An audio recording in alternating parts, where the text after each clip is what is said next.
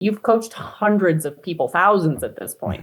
What has been the biggest transformation that you've seen by people simply implementing, getting their foundation set? If they did nothing else and they got their foundation set, what is the biggest change that you've seen? Yeah, I mean, I can't tell you that I can give you one single example. I can give you just a broad stroke, and that is it. If people take this seriously, it's almost always overwhelmingly positive.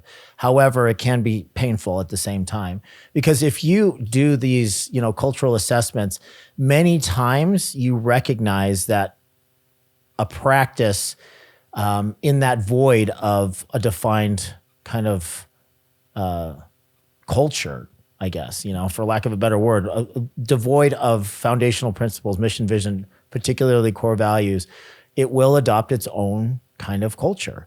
And many times people that are just at their wits' end, they're like, the practice is chaotic. It doesn't feel good. I dread Monday mornings. And, you just randomly pull anybody aside that's on the team and they feel the exact same way. Typically that's because there's a very, very toxic culture happening within the dental practice, right? So many times, unfortunately, it is a single offender. Or sometimes one person that rallies a small group around them, and then they are the negativity that is kind of pushing all the good A players away. They're creating a very toxic and like unhappy work environment. So a lot of times when you go through these exercises, you identify one or a handful of people that need to be freed to a new future because they're not rehabable and they've just become so toxic to the actual culture. Now, that could be bad news or that could be good news, depending on how you look at it. As far as I'm concerned, if you go from 10 people and you all of a sudden lose 5 of them, but there are 5 very toxic people and everybody has to work a little bit harder, you'll still get the 5 people that are left to give you a high five and thank you, because they have probably endured and tolerated that toxicity for longer than they've wanted to. And they will be patient and they will work twice as hard because that toxicity is gone from their life.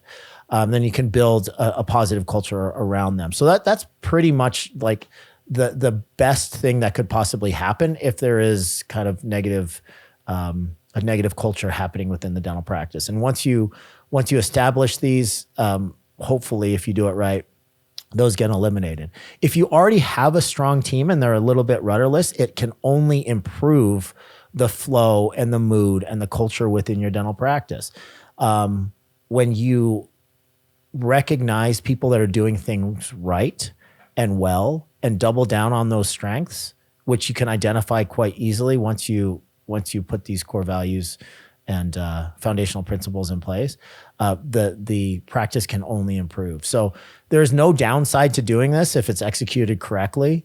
But every single person that does not have foundational principles, or they've become stale, or you did the dreaded, I looked it up on Google and this is like, for lack of a better way to do it, I just did it that way. There's no downside to this at all, only upside.